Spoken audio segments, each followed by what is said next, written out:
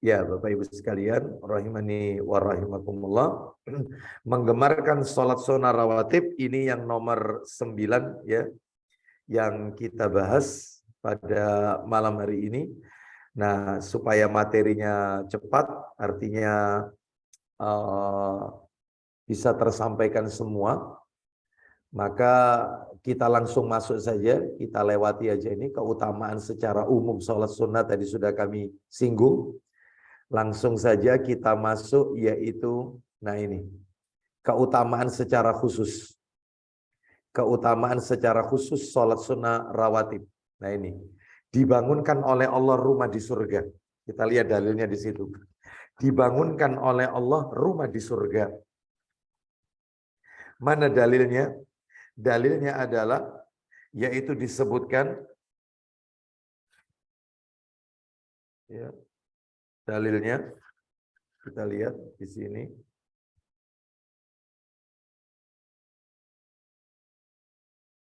Dalilnya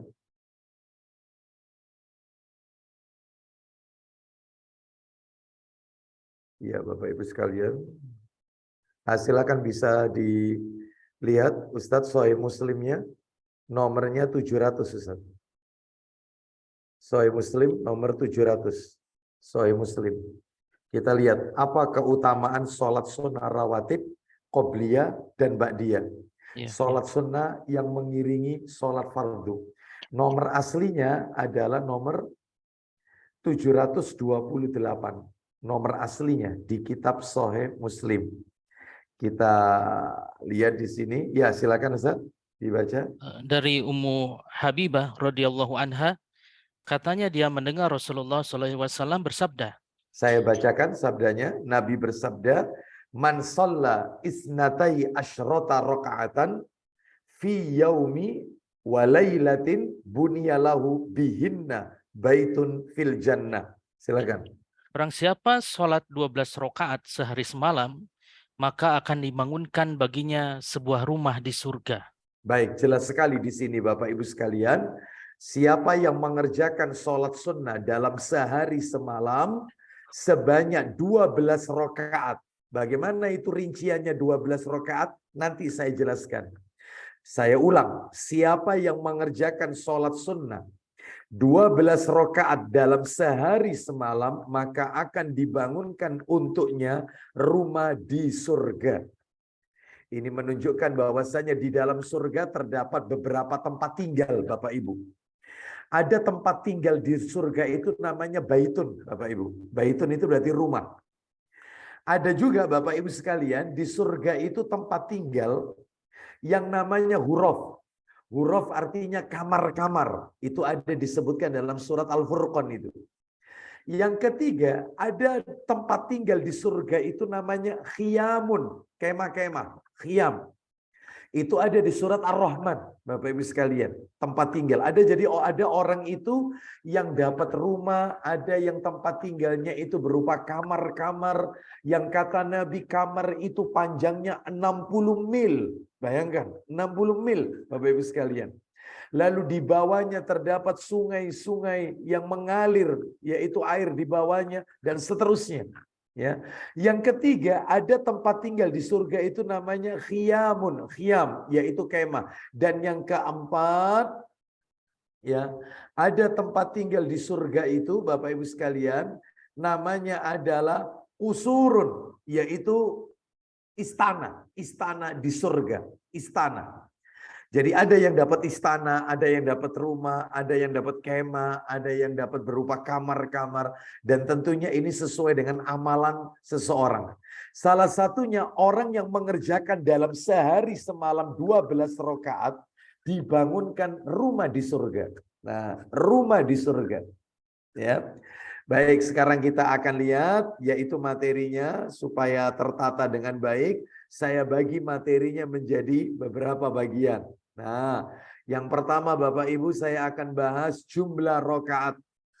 Berapa sih jumlah rakaat sholat sunnah rawatib itu dalam sehari semalam? Berapa jumlahnya sehari semalam? Sebab ulama beda-beda nanti. Ada yang mengatakan 12, ada yang mengatakan 10. Nanti kita lewati aja ini ya. Kita bahas nanti. Yang penting Bapak Ibu sudah tahu. Yang kita bahas jumlah rokaatnya dulu. Yang kedua yang akan kita bahas, saya tarik ke bawah. Jumlah rokaat yang roji, yang kuat, yang argumentatif dalam sehari semalam itu berapa? Nah itu masih itu materi nomor 2. Materi yang nomor 3 adalah, ini yang agak panjang. Sudah masuk kepada kaifiyat, tata caranya. Kita bahas satu persatu. Sholat sunnah rawatib itu hukumnya apa, tata caranya bagaimana. Bagaimana kalau orang itu ketiduran, tidak sholat, yaitu qobliyah subuh. Itu apakah boleh dikerjakan setelah subuh dan seterusnya. Nah, nanti kita akan bahas. Kita lalui aja dulu ya yang pertama. Mohon maaf, kita awali dulu yang pertama, yaitu jumlah rokaat. Nah, di sini jumlah rokaat Bapak Ibu. Jumlah rokaat sholat sunnah rawatib. Bapak Ibu harus tahu sholat sunnah rawatib ini adalah sholat sunnah yang terus dilakukan secara kontinu, yang mendampingi sholat fardu, mengiringi sholat fardu. Qobliyah dan ba'diyah. Itu namanya sholat sunnah rawatib. Ada berapa pendapat? Ada 4 pendapat. Pendapat yang pertama mengatakan 12 rokaat. Pendapatnya siapa ini? Yaitu pendapat madhab Hanafi dan Syekhul Islam Ibnu Taimiyah rahimahullah. Bapak Ibu bisa lihat di layar ini, kami cantumkan nomor 1 menurut madhab Hanafi dan Ibnu Taimiyah rahimahullah. Dalilnya di mana? Dalilnya kita lihat ini, yaitu di catatan kaki nomor 4. Atau langsung aja kita baca yang ada di layar saja. Ya, kita lihat di sini. Saya bacakan ya. Dari Aisyah radhiyallahu anhuma, katanya Rasulullah sallallahu alaihi wasallam bersabda.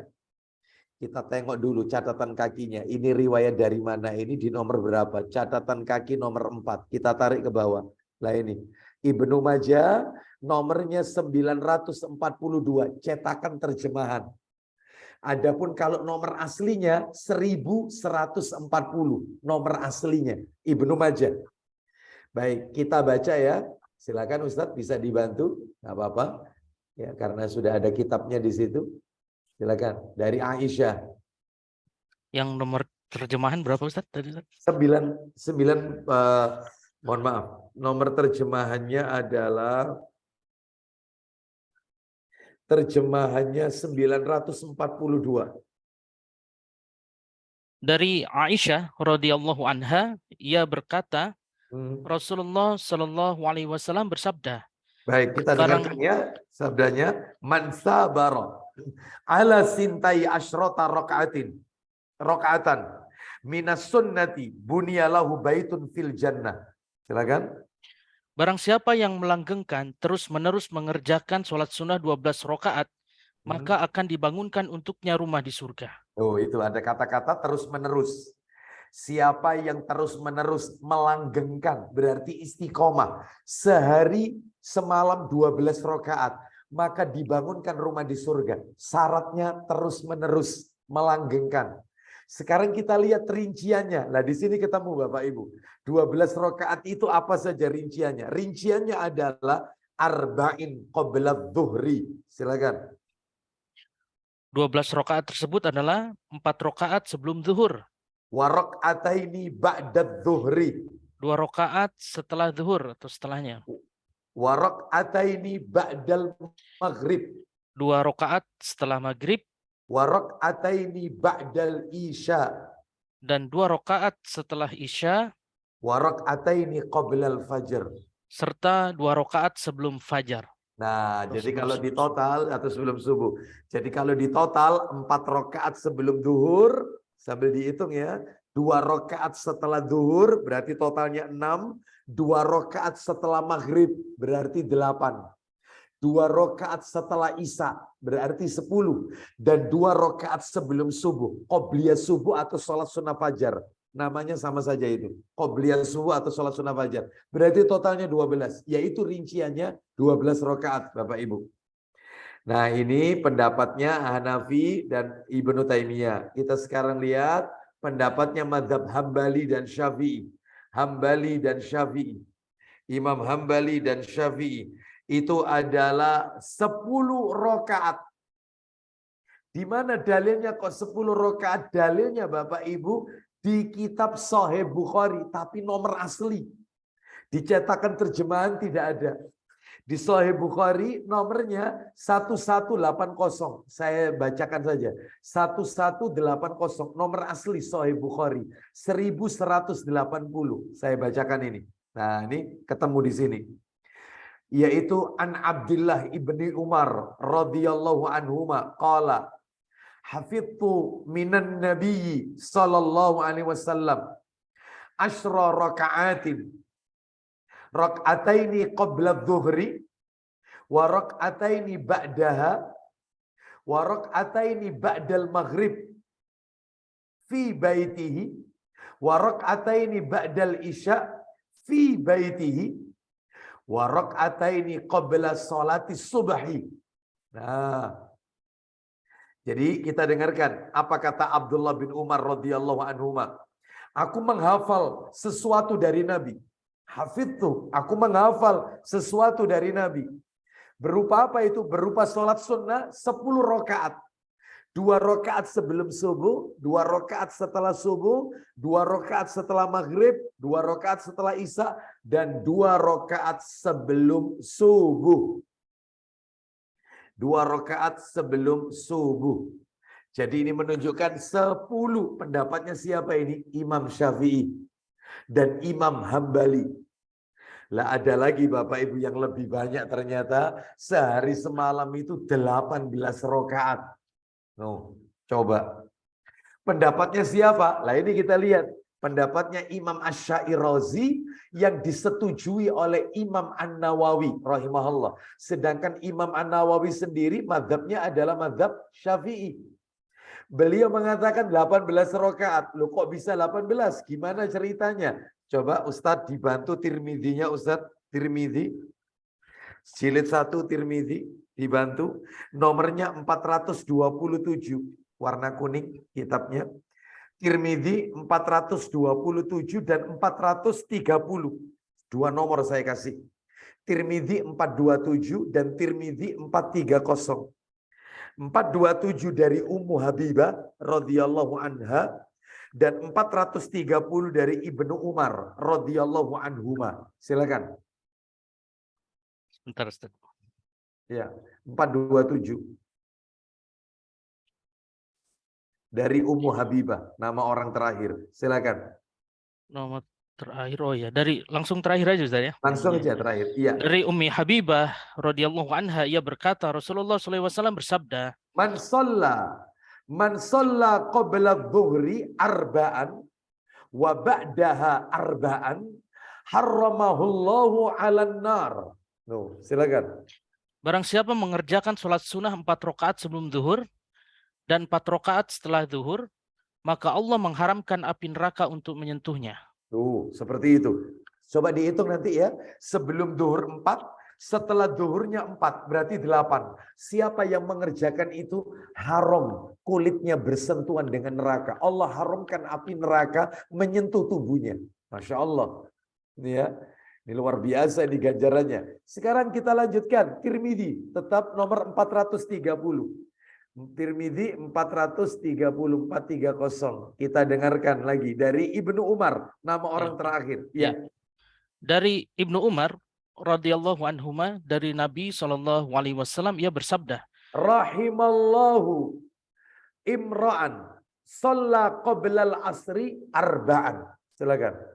Allah memberi rahmat kepada orang yang melakukan sholat sunnah 4 rakaat sebelum asar. Nah, 4 rakaat sebelum asar yang mengerjakan itu mendapatkan rahmat dari Allah Azza wa Jalla.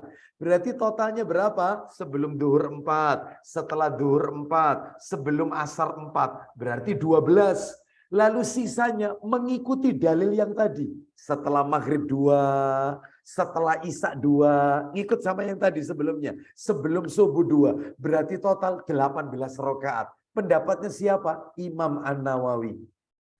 Wah, menarik juga Ustadz pahalanya yang duhur tadi sama asar tadi. Ya 18 rakaat tapi Bapak Ibu. Nah sekarang kita lihat pendapat terakhir Imam Malik, mazhab Maliki. Ya, ternyata menurut Imam Malik jumlahnya tidak ada batasan.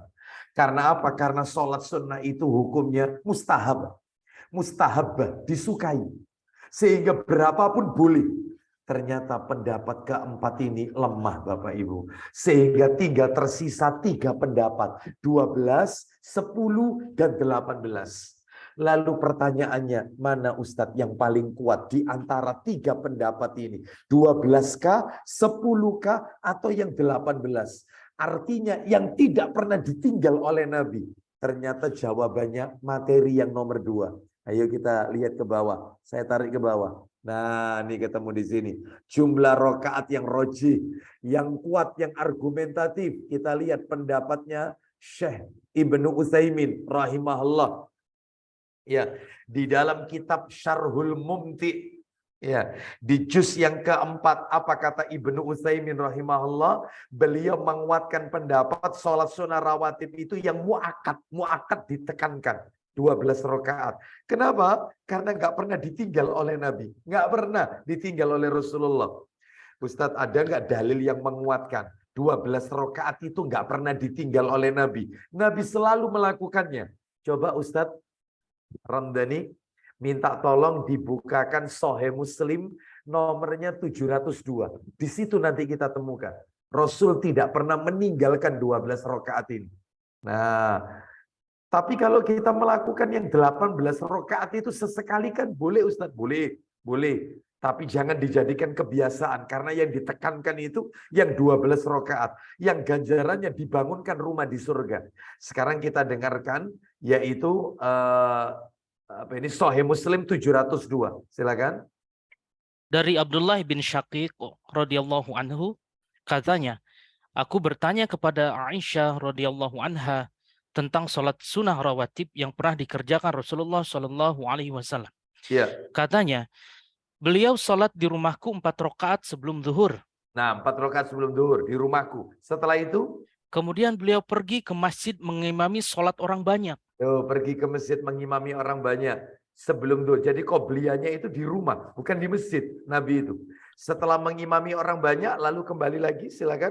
Sesudah itu beliau sallallahu alaihi wasallam pulang. Terus, lalu sholat pula di rumahku 2 rakaat. 4 rakaat sebelum zuhur, 2 rakaat sesudah zuhur. Itu dikerjakan dua-duanya di rumah. 4 ditambah 2, 6. Lanjut. Kemudian beliau sallallahu alaihi wasallam pergi mengimami sholat maghrib orang banyak. Ya, terus. Sesudah itu beliau pulang. Lalu Terus. sholat di rumah 2 rakaat. Tuh, asar nggak disebutkan. Nggak ada asar kan. Bahkan qobliyah maghrib juga nggak disebutkan. Langsung yang disebutkan ba'diyah maghrib 2 rakaat. Berarti 8 totalnya. Lanjut Ustaz. Kemudian beliau sallallahu alaihi wasallam pergi mengimami sholat isya. Sesudah itu beliau sallallahu alaihi wasallam pulang. Lalu sholat di rumah 2 rakaat. Nah, sholat isya-nya di masjid, ba'diyah isya di rumah 2 rakaat. Berarti totalnya 10. Begitulah seterusnya. Nanti itu masih panjang cerita tentang sholat witir di situ. Nanti bagian akhir beliau mengerjakan sholat sunnah qobliyah subuh 2 rakaat di rumahku. Lalu beliau pergi ke masjid mengimami orang banyak sholat subuh. Berarti totalnya 12 rakaat. Itulah yang dijadikan habit, dibiasakan oleh Nabi dalam kesehariannya. Jadi yang paling kuat adalah 12 rakaat. Sekarang ayo kita bahas materi yang terakhir lah, ini yang agak panjang materinya. Kita sudah masuk yaitu pada kaifiyah tata cara persolat. Yang kita bahas dulu Bapak Ibu yang subuh-subuh. Sholat sunnah qobliyah subuh, sholat sunnah rawatib subuh, qobliyah subuh, atau sholat sunnah fajar, namanya sama saja itu, maknanya sama. Sholat sunnah fajar itu sama dengan sholat sunnah qobliyah subuh. Bagaimana itu? Ini lihat ini, Bapak Ibu, hukumnya dulu, hukumnya. Bagaimana qobliyah subuh itu hukumnya? Sangat ditekankan. Tuh, saya ulang, tolong digarisbawahi. Sangat ditekankan untuk dilakukan. Karena Rasulullah SAW senantiasa melakukannya dan tidak pernah meninggalkannya, baik saat safar maupun mukim. Jadi Nabi itu musafir, perjalanan jauh, tetap qobliyah subuh. Tapi kalau zuhur sama asar tidak Bapak Ibu. Nabi kalau musafir itu di jamak qashar. Zuhur sama asar jamak qashar. Dan Nabi tidak melakukan sholat sunnah. Tapi kalau sholat subuh ada. Qobliyah itu ada. Karena subuh tidak bisa dijamak sama sholat yang lain. Makanya Nabi qobliyah subuh tetap Nabi lakukan. Makanya sholat sunnah qobliyah subuh itu tidak pernah ditinggal oleh Nabi. Meskipun musafir tetap dilakukan. Apalagi mukimin, tidak kemana-mana. Makanya yuk kita semangat ya, yaitu sholat qobliyah subuh. Nah itu ya. Kita lanjutkan, mana dalilnya? Mana dalil yang menunjukkan sholat ini tidak pernah ditinggal oleh Nabi? Silakan Ustadz minta tolong dibantu, di sini tertulis Sahih Muslim nomor 695. Cetakan yang ini ya, KBC. Dari Terjemahan. Aisyah Betul. radhiyallahu anha katanya, Hmm.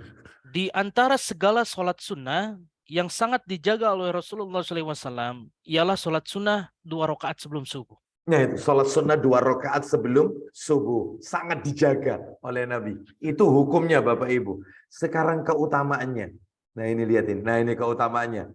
Keutamaan secara khusus ya. Qobliyah subuh. Sholat sunnah fajar. Apa keutamaannya? Kita baca yang ada di layar ini. Dari Aisyah radhiyallahu anhuma. Katanya Rasulullah sallallahu alaihi wasallam bersabda, "Rakaatal fajri khairun minad dunya wa ma fiha." Artinya, 2 rakaat sholat sunnah fajar lebih baik dari dunia dan seluruh isinya. Wih, dunia itu seluruh isinya ada Ka'bah loh Bapak Ibu. Ada Ka'bah loh.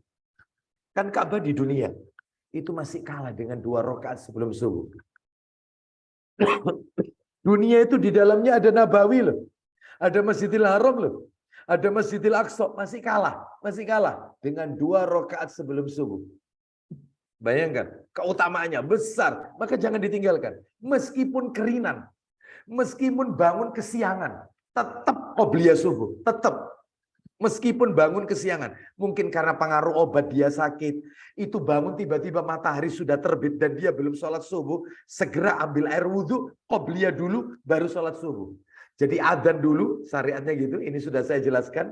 Waktu itu di masjid di Pirim Kopal tentang adzan dan iqamah, meskipun sholat sendiri ada adzannya ya, adzan dulu, meskipun sholat sendiri, setelah adzan baru yaitu qobliyah subuh, setelah qobliyah subuh iqamah, setelah iqamah baru sholat subuh. Nah, meskipun sholat sendiri. Nah ini keutamaan secara khusus. Makanya jangan meremehkan yang sunnah. Kadang-kadang orang itu mengartikan sunnah itu salah. Mereka mengartikan sunnah itu ialah satu perbuatan yang jika kita lakukan dapat pahala, jika tidak kita lakukan maka tidak berdosa. Itu memang definisi fikih itu, dan itu definisinya perlu dikoreksi. Akibatnya orang itu meremehkan, alah sunnah aja kok, kan enggak dosa, enggak apa-apa. Ya ini gara-gara definisi itu. Lalu yang benar gimana? Dirubah aja definisinya. Sunnah adalah menurut fikih loh ya, menurut fikih. Menurut ilmu fikih, sunnah adalah sesuatu amal ibadah yang jika dikerjakan mendatangkan pahala, jika tidak dikerjakan rugi besar. Nah itu aja sudah. Rugi besar. Buktinya ini. Berani kita mengatakan, gak apa-apa rek, gak apa-apa, gak qobliyah subuh. Berani mengatakan demikian, padahal ganjaran pahalanya lebih baik dari dunia beserta seluruh isinya. Sedangkan isi dunia ada Ka'bah, ada Masjidil Haram, ada Masjid Nabawi, ada Masjidil Aqsa, ada Raudhah, taman-taman surga, ada Hajar Aswad, ada air Zam-Zam. Itu masih kalah semuanya dengan 2 rakaat sebelum subuh. Berani dia mengatakan, halas sunnah aja kok. Rugi. Makanya adalah jangan meremehkan yang sunnah. Ya, baik, kita lanjutkan. Itu menurut definisi fikih. Kalau definisi akidah, semua yang Nabi syariatkan, baik itu perkataan, perbuatan, ketetapan Nabi, itu adalah sunnah. Itu menurut definisi akidah, Bapak Ibu. Sekarang tata caranya. Nah, ini tata caranya. Masih subuh ya, qobliyah subuh ya. Ini Bapak Ibu perhatikan ini, tata caranya ini, penting ini, qobliyah subuh. Nah ini. Dilakukan sebelum sholat fardu subuh antara adzan dan iqamah. Ada yang tanya kemarin, bagus pertanyaannya, Ustadz, di masjid di mana saya tinggal adzan subuhnya 2 kali. Itu saya qobliyah subuhnya itu adzan pertama atau adzan kedua? Jawabannya adzan kedua. Karena adzan pertama itu adalah mengingatkan orang untuk sholat tahajud. Biasanya 1 jam sebelum subuh. Di Madinah itu begitu saya perhatikan. Di Masjidil Haram. Itu saya perhatikan itu 1 jam itu. 1 jam sebelum adzan subuh itu adzan pertama. Nah, sedangkan qobliyah subuh ini adzan kedua. Adzan pertama nggak pakai as-sholatu khairum minan naum, nggak pakai. Adzan kedua pakai as-sholatu khairum minan naum. Itu yang Nabi ajarkan. Nomor 2, tata caranya dilakukan sebanyak 2 rakaat dengan 1 salam. Tuh. 2 rakaat saja, 1 salam kan. Yang ketiga, dilakukan dengan meringankannya, tidak memanjangkan bacaan. Nabi itu kalau sholat sunnah qobliyah subuh, ringan, singkat, nggak panjang-panjang. Sampai-sampai katanya Aisyah, sebentar lagi kita dibantu ini oleh Ustadz Ramdhani dibacakan hadisnya. Apa kata Aisyah? Aku tidak tahu apakah Nabi itu baca Al-Fatihah apa tidak. Saking ringannya qobliyah subuh. Jadi nggak perlu panjang-panjang ayatnya. Jangan qobliyah subuh baca Al-Baqarah. Waduh, Bapak Ibu sekalian. Ya ini kan sampai fajar terbit ini Bapak Ibu. Ya, rakaat kedua Ali Imran. Masya Allah. Ya, panjang sekali. Nah, jadi kalau qobliyah subuh itu surat yang dibaca nanti kita dengarkan. Ayo coba Ustadz Ramdhani dibuka itu untuk dalil yang nomor 3. Poin nomor 3 itu silakan bisa dibuka Sahih Muslim nomor 694. Muslim 694. Dari Aisyah radhiyallahu anha katanya, Rasulullah Shallallahu Alaihi Wasallam senantiasa mengerjakan sholat sunnah 2 rakaat dengan ringkas. Tuh. Terus Sehingga aku berucap, adakah beliau membaca surat Al-Fatihah? tuh, karena ringkas. Apakah ada Rasul baca Al-Fatihah? Karena singkat. Karena Nabi kebiasaan sholatnya panjang-panjang. Makanya begitu suratnya kok pendek, seakan-akan baca Al-Fatihah enggak ya? Sampai-sampai begitu Aisyah. Padahal ya tetap baca Al-Fatihah. Sekarang surat apa sih yang dibaca? Nomor 4 ini. Surat yang dibaca rakaat pertama setelah baca Al-Fatihah adalah Al-Kafirun. Rakaat kedua Al-Ikhlas. Rakaat pertama kul ya ayyuhal kafirun, rakaat kedua kul wallahu ahad. Mana dalilnya? Silakan Sahih Muslimnya lagi 697 ya, tafadhol. Dari Abu Hurairah radhiyallahu anhu, katanya biasanya dalam 2 rakaat sunnah fajar, pada rakaat pertama Rasulullah Shallallahu Alaihi Wasallam membaca Qul ya ayyuhal kafirun, surat Al-Kafirun, dan pada rakaat kedua Qul huwallahu ahad, Baik, surah Al-Ikhlas. Al-Ikhlas. Sekarang yang nomor 5, 6, 7 ini nanti bisa dibaca sendiri ya. Jadi nomor 5 itu diperbolehkan rakaat pertama itu baca setelah Al-Fatihah baca Al-Baqarah cuma 1 ayat aja. Ayat 136. Rakaat kedua Ali Imran ayat 52. Itu nanti dibaca sendiri kan nanti ini PDF-nya akan kami kirim kalau materinya tuntas. Langsung aja Bapak Ibu yang nomor 8. Masuk nomor 8. Lah ini. Disunahkan berbaring setelah menunaikan sholat sunnah rawatib subuh. Lo berbaringnya di mana? Di rumah. Kan sholatnya dilakukan di rumah. Wah, nanti kan bisa telat Ustadz. Ya, memang ya. Tapi Nabi itu mensunahkan kalau setelah qobliyah subuh sambil menunggu adzan, beliau itu berbaring. Mana dalilnya? Dalilnya adalah silakan bisa dibuka Sahih Abu Dawud. Abu Dawud jilid 1. Nomornya 1263, 1263, 1261 dan 1263. 1261 dan 1263. Dari Ya. Abu Hurairah radhiyallahu anha, dia berkata, Ya. Rasulullah Shallallahu Alaihi Wasallam bersabda, Apa isi sabdanya? apabila seseorang mengerjakan sholat 2 rakaat sebelum subuh, Ya. maka hendaklah berbaring miring ke kanan. Loh, miring ke kanan. Terus. Marwan bin Hakam berkata kepadanya, Ya. tidak memadaikah perjalanan seseorang itu ke masjid sehingga harus berbaring miring ke kanannya? Jawab Abu Hurairah, tidak. Tidak. Terus. Kata Ubaidillah, lalu kabar itu sampai kepada Ibnu Umar radhiyallahu anhu. Ya. Dia berkata, Abu Hurairah itu terlalu berlebihan. Katanya, ditanyakan pada Ibnu Umar, apakah engkau tidak membenarkan sebagian yang dia ungkapkan? Jawabnya, tidak. Cuma dia terlalu berani dan kami penakut. Katanya, berita itu sampai kepada Abu Hurairah. Dia berkata, apa dosaku jika aku pernah menghafalkan sedang mereka lupa? Nah, seperti itu. Artinya dalam hal ini, itulah yang pernah dilihat oleh sahabat Abu Hurairah radhiyallahu an. Sekarang yang terakhir, nomor 9 ya. Yang terakhir dari amalan sholat sunnah rawatib sebelum subuh ini, tata caranya. Bagi seseorang, lah ini yang poinnya, harus digarisbawahi ini. Bagi seseorang yang tidak sempat sholat sunnah rawatib subuh, tidak sempat, ketiduran, maka disyariatkan untuk dilakukan setelah sholat subuh. Boleh. Atau setelah terbit matahari. Boleh. Nggak apa-apa. Mana dalilnya? Tapi jangan dijadikan kebiasaan. Mesti telat terus Bapak Ibu. Ya. Jadi mana ini dalilnya? Dalilnya adalah disebutkan di dalam hadis riwayat Tirmidzi. Coba dibantu Tirmidzinya tadi nomor 422. Tadi kan 427 dan 430. Ini nomor 422. Tirmidzi nomor 422. Kita dengarkan nih.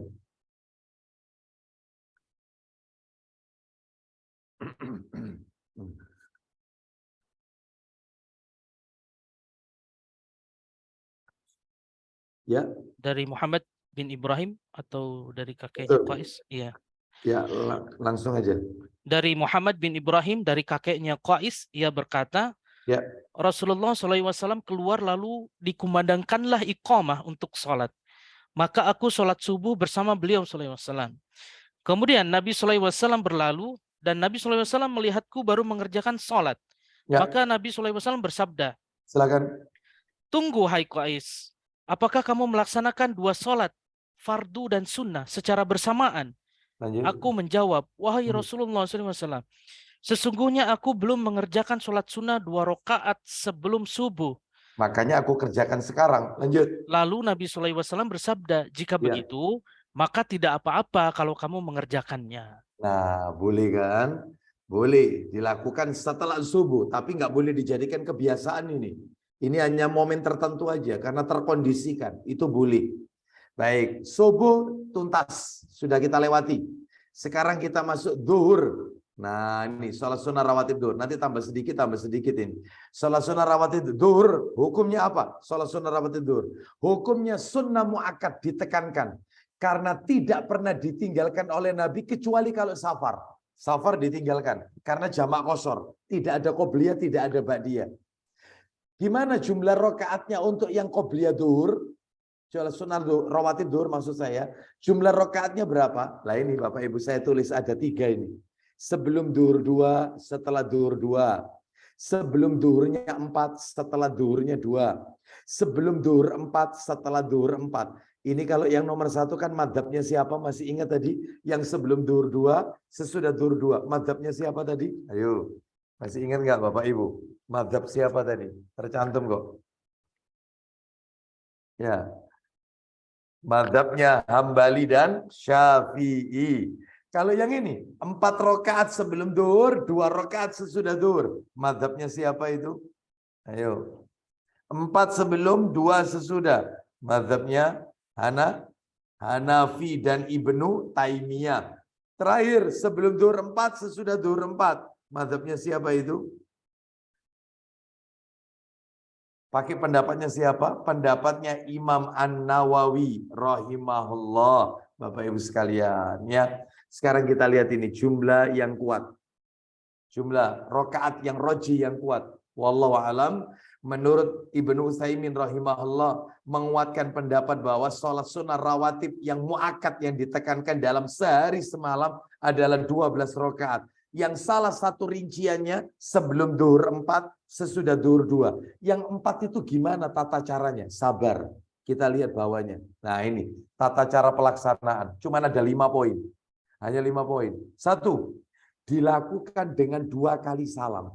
Yang 4 rakaat sebelum subuh. 2 rakaat salam, 2 rakaat salam. Setelah itu sholat duhur. Habis sholat duhur, setelah itu ba'diyah duhur. 2 rakaat salam. Jadi yang 4 itu dipisah dengan salam. 2 rakaat salam, 2 rakaat salam. Boleh. Dalilnya di mana? Ini dalilnya di layar ini. Riwayatnya Ibnu Majah itu Bapak Ibu. Riwayat Ibnu Majah.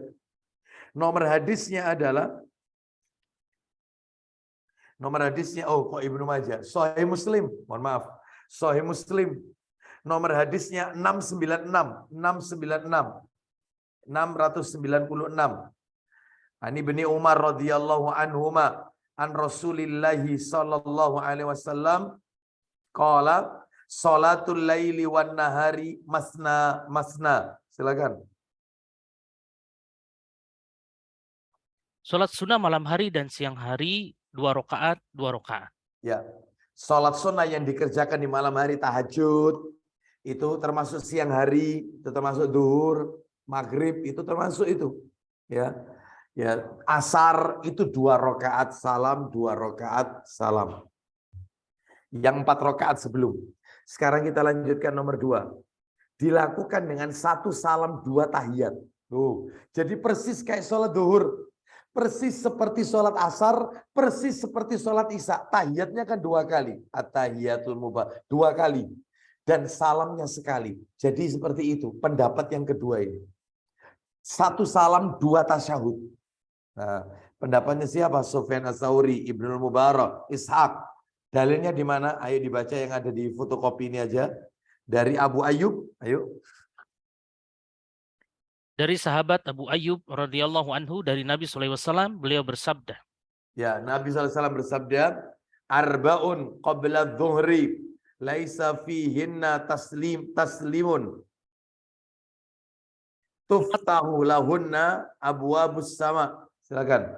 4 rakaat sebelum zuhur yang tidak dipisah dengan salam adalah dibukakan untuknya pintu-pintu langit. Oh, Masya Allah. Dia akan mendapatkan rahmat dari Allah Azza wa Jalla. Yang berikutnya yaitu nomor 3. Jika tidak sempat, lah ini. Jika tidak sempat melakukan 4 rakaat sebelum duhur karena terkondisikan, repot dan seterusnya, maka diperbolehkan melakukannya setelah sholat duhur. Boleh. Setelah sholat duhur. 4 rakaat sebelum duhur ternyata belum kondisi, 2 yang lengser, 2 yang batal. Maka yang batal inilah yaitu diperbolehkan melakukannya setelah sholat duhur. Mana dalilnya? Dalilnya bisa kita lihat di sini. Catatan kakinya nomor 21, Tirmidzi nomor 426. Berdekatan sama yang tadi tentang kunut itu. Tirmidzi 426. Kita lihat di sini. Dari Aisyah radhiyallahu anha, sesungguhnya apabila Nabi SAW tidak mengerjakan sholat sunnah sebelum zuhur 4 rakaat, maka beliau SAW mengerjakan sholat itu sesudahnya. Tuh, ya kan, sesudahnya. Boleh, nggak apa-apa. Sekarang Ini kadang ini Ustaz ya, terkondisikan karena waktu azan ke iqamah zuhur itu kadang dikasih 5 menit aja dari masjid.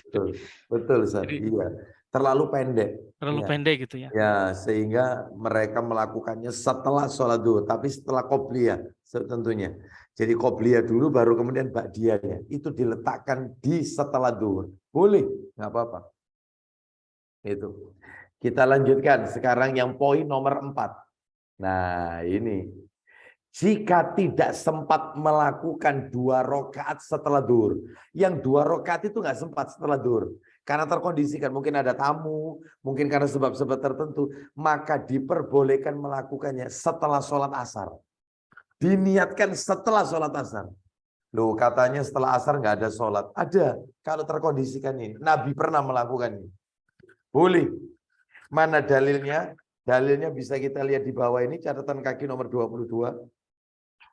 Nah itu, Bukhari nomor asli tapi ya. Bukhari nomor 1233. 1233. Nah, duhur sudah. 5. Sunnah melakukan sholat sunnah rawatib ba'diyah Jumat. Sunnah melakukan sholat sunnah rawatib ba'diyah Jumat. Diniatkannya itu adalah yaitu ba'diyah Jumat boleh atau qobliyah zuhur.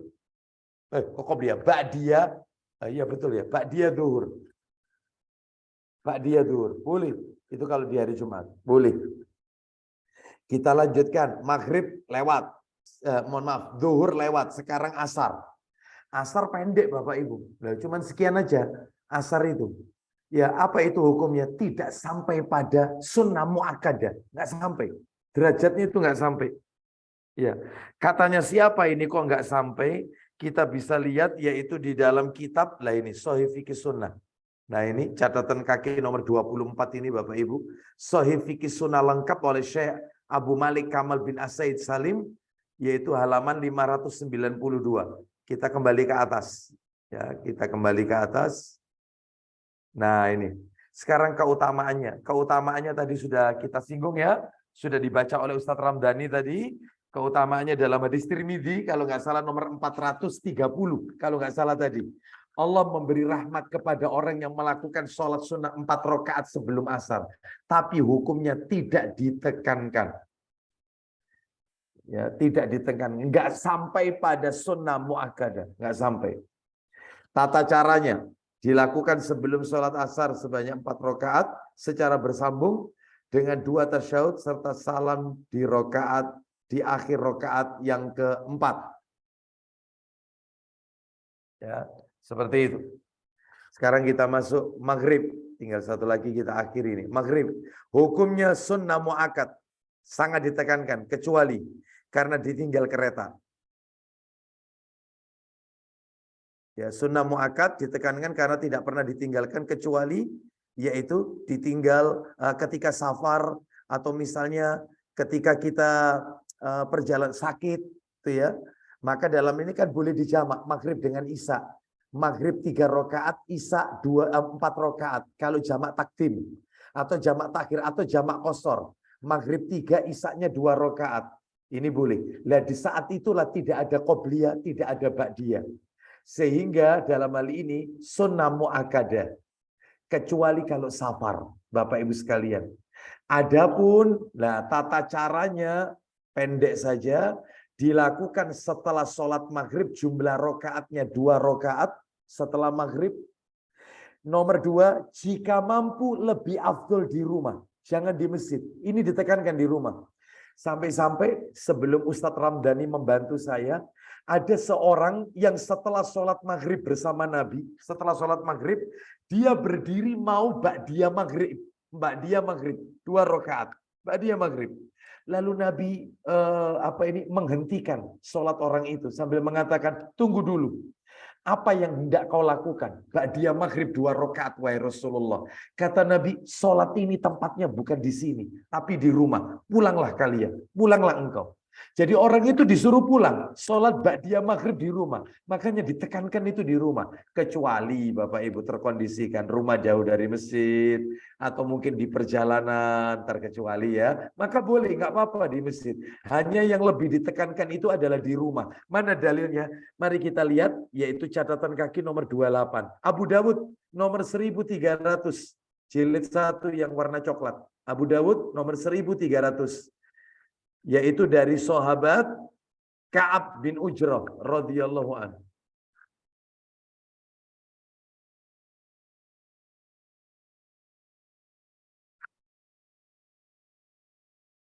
Dari sahabat Ka'ab bin Ujrah radhiyallahu anhu bahwa sannya Nabi SAW pernah datang berkunjung ke Masjid Bani Ashhal. Beliau SAW mengerjakan sholat maghrib di dalamnya. Setelah mereka selesai sholat, beliau SAW melihat mereka sedang mengerjakan sholat sunnah sesudah maghrib. Lalu beliau SAW bersabda, sholat ini adalah sholat untuk dikerjakan di rumah-rumah. Nah, bukan di masjid. Ya, baik. Kita lanjutkan sekarang. Tapi boleh dikerjakan di masjid kalau memang terkondisikan. Nomor 3 terakhir dari sholat maghrib ya, ba'diyah maghrib maksud saya. Surat yang dibaca sama seperti qobliyah subuh. Rokaat pertama Al-Kafirun setelah Al-Fatihah. Rokaat kedua Al-Ikhlas setelah Al-Fatihah. Nah itu. Dalilnya di mana? Dalilnya kita lihat catatan kaki nomor 29. Tirmidzi nomor 431. Dari Abdullah bin Mas'ud radhiyallahu anhu. Silakan Tirmidzi 431. Ya. Terakhir Abdullah bin Mas'ud. Ya. Dari Abdullah bin Mas'ud radhiyallahu anhu, dia berkata, aku tidak bisa menghitung apa yang aku dengar dari Rasulullah sallallahu alaihi wasallam. Ya. Beliau sallallahu alaihi wasallam membaca qul ya ayyuhal kafirun nah, itu terus. dan qul huwallahu ahad. Iya. ketika sholat sunnah 2 rakaat sesudah maghrib dan sholat sunnah 2 rakaat sebelum sholat subuh. Nah, sebelum sholat subuh, gitu ya. Baik, kita lanjutkan. Sekarang sholat sunnah rawatib isya, sholat sunnah rawatib isya, ba'diyah isya, ba'diyah. Kalau qobliyah tidak ditekankan, yang ditekankan itu yang ba'diyah, ditekankan. Hukumnya apa? Sunnah, kecuali ketika safar, karena kan bisa dijamak dengan maghrib. Nah itu, tata caranya cuma 2, simpel aja. Dilakukan setelah sholat isya, jumlahnya 2 rakaat. Jika mampu, lakukan di rumah. Jika mampu, lakukan di rumah. Wallahu a'lam bishawab. Dalilnya sama seperti sebelumnya. Lah ini Bapak Ibu saya sengaja cantumkan ini materi penutupnya. Fatwa ulama terkait sholat sunnah rawatib. Ayo kita perhatikan fatwa ulama terkait sholat sunnah rawatib. Nomor 1 Bapak Ibu. Nomor 1. Itu ya. Dan sudah saya cantumkan itu dalam kurungnya itu kitab-kitabnya. Nomor 1. Tidak ada sholat sunnah rawatib sebelum sholat Jumat. Nggak ada. Qobliyah Jumat nggak ada. Berdasarkan pendapat yang kuat. Akan tetapi disyariatkan bagi kaum muslimin yang masuk masjid untuk mengerjakan sholat beberapa rakaat semampunya. Jadi qobliyah. Jadi kan banyak kita saksikan itu di masyarakat kita. Kalau sudah adzan pertama, karena Jumatannya 2 kali adzan. Adzan pertama mereka berdiri semua. Berdiri lalu sholat sendiri-sendiri. Sholat sunnah. Nah ini nggak ada tuntunannya. Nggak ada. Yang boleh itu, yang benar itu adalah ba'diyah Jumat. Nah itu, ini pendapatnya Syekh bin Bas. Dalam kurungnya nanti bisa dilihat ya. Yang kedua, boleh mengkodok. Nah ini. Boleh mengkodok sholat sunnah rawatib di waktu-waktu yang terlarang. Waktu-waktu yang terlarang. Seperti mengkodok sholat ba'diyah zuhur setelah asar. Dan ini berlaku secara umum bagi Nabi dan umatnya. Kan tidak ada sholat setelah asar, kan tidak ada. Tapi boleh mengkodok. Boleh. Mengkodok apa ini? Mengkodok yang setelah sholat duhur ditaruh setelah asar. Boleh. Karena setelah duhur dia terkondisikan. Misalnya setelah duhur dia buru-buru mau kerja. Atau mungkin dia akan ditinggal kendaraan misalnya. Itu. Sehingga nanti boleh dikodoknya itu setelah asar. Boleh. Itu. Dalilnya sudah kita baca tadi ya. Sudah kita dengarkan. Nomor 3 ini. Nomor 3. Apabila di dalam sholat itu terdapat sholat rawatib qobliyah dan ba'diyah, dan sholat sunnah rawatib qobliyahnya terlewatkan, maka yang dikerjakan lebih dahulu adalah ba'diyahnya, baru kemudian qobliyah. Nah ini unik ini. Unik ini. Contoh gini. Sholat duhur. Perhatikan Bapak Ibu ya. Kan ada qobliyah, ada ba'diyah. Ternyata yang qobliyah terlewat. Yang qobliyah itu terlewat. Setelah sholat duhur, Bapak Ibu sekalian, maka kerjakan yang ba'diyah dulu. 2 rakaat setelah duhur. Setelah itu yang qobliyah letakkan setelah ba'diyah. Nah itu fatwanya Syekh Utsaimin dalam kitab Syarah Riyadhus Shalihin di juz yang ketiga. Jadi yang diqodho itu, yang terlewatkan itu diletakkan setelahnya. Contoh lagi Bapak Ibu sekalian. Ya yang bisa dikasih contoh ini adalah duhur ya memang ya. Karena duhur itu kan ada qobliyah, ada ba'diyah. Bapak Ibu tidak bisa mengerjakan qobliyah duhur. Masuk masjid sudah iqomah. Berarti belum qobliyah kan? Lah setelah sholat duhur, Bapak Ibu kan ada ba'diyah duhur, 2 rakaat. Kerjakan itu dulu. Setelah itu 2 rakaat baru niatkan mengkodok sebelum duhur. Karena panjenengan tadi masuk masjid sudah iqomah. Jadi dilakukan setelah ba'diyah. Saya yakin mudah-mudahan Bapak Ibu bisa memahami yang saya sampaikan.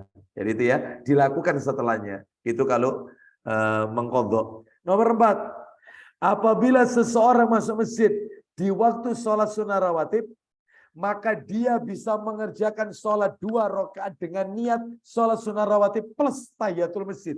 2 niat, 1 sholat. Cukup 2 rakaat, niatnya 2. Niat qobliyah plus niat tahiyatul masjid. Dapat. Dengan demikian dia mendapatkan keutamaan keduanya.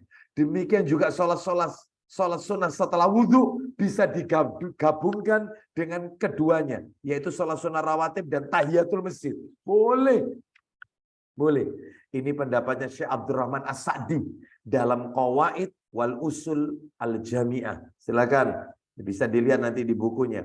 Nomor 5, pendapat ini fatwa ulama, sholat sunnah rawatib. Nomor 5, seseorang, lah ini. Sholat seseorang, seseorang yang sholat sunnah qobliyah subuhnya terlewat, qobliyah subuh terlewat, hingga matahari terbit, dan waktu sholat duha masuk, maka dalam hal ini sholat sunnah rawatib subuh tidak terhitung sebagai sholat duha. Dan sholat duha juga tidak terhitung. Jadi nggak boleh digabung. Nggak boleh digabung. Ya wis tak gabung aja sholat qobliyah subuh sama sholat duha. Jadi dikerjakannya ketika matahari terbit. Itu nggak boleh digabung. Sholat qobliyah sendiri, duha sendiri. Seperti itu. Ini khusus yang qobliyah subuh Bapak Ibu. Qobliyah subuh Bapak Ibu terlewat ketiduran, bangun kerinan. Jam 5 pagi, subuhnya sudah lewat ini misalnya. Atau jam 6 baru bangun. Mungkin kena pengaruh bius karena sakit. Atau pengaruh obat. Maka dalam hal ini, lakukanlah dalam hal ini Bapak Ibu sekalian.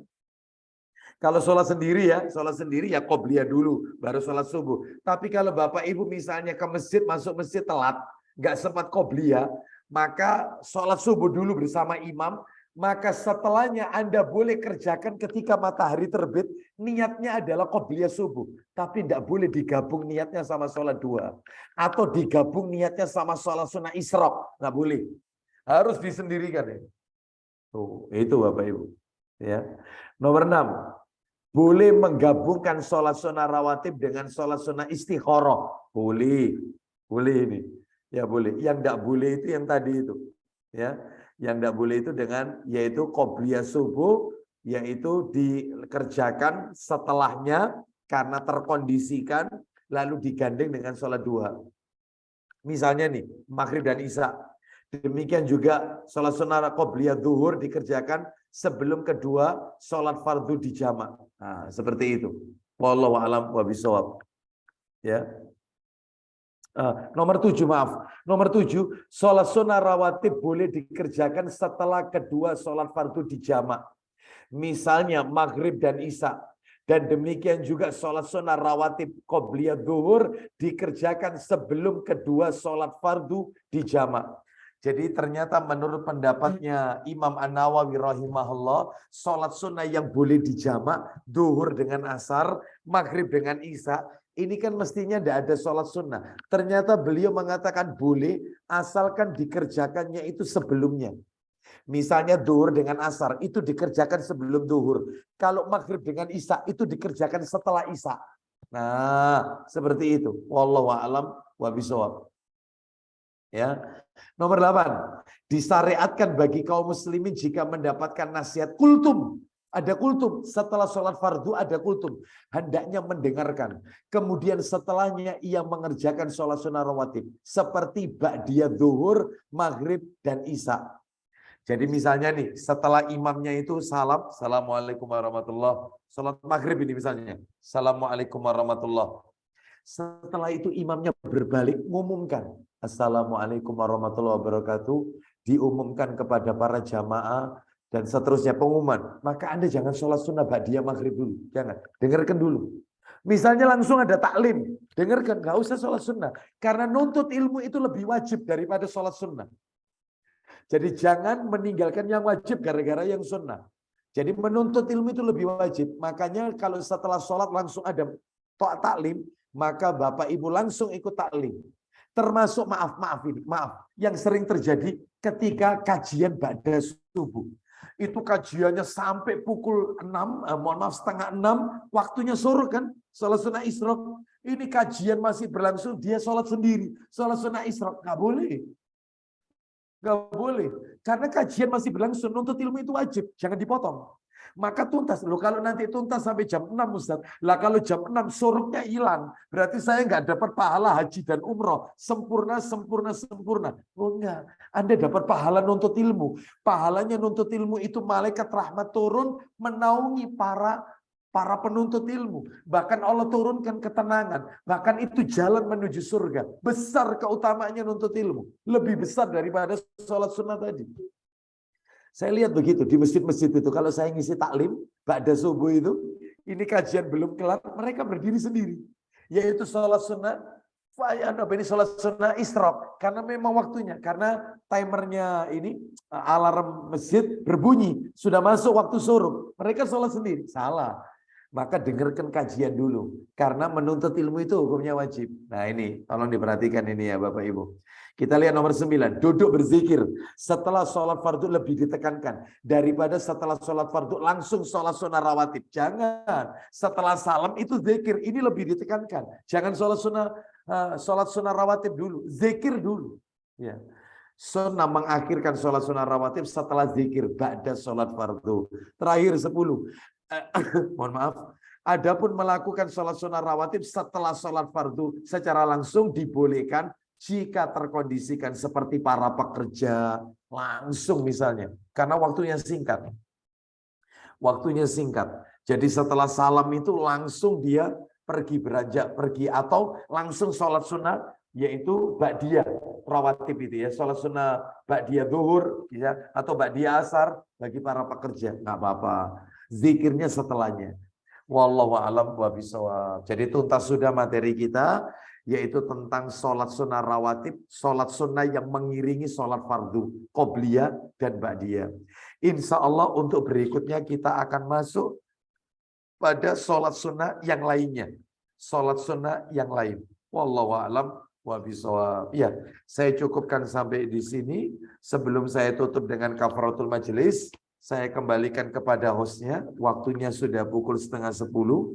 Ya, apakah ditutup ataukah mungkin ada yang bertanya? Silakan. Wassallallahu ala nabiyyina wa ala alihi washabihi wasallam.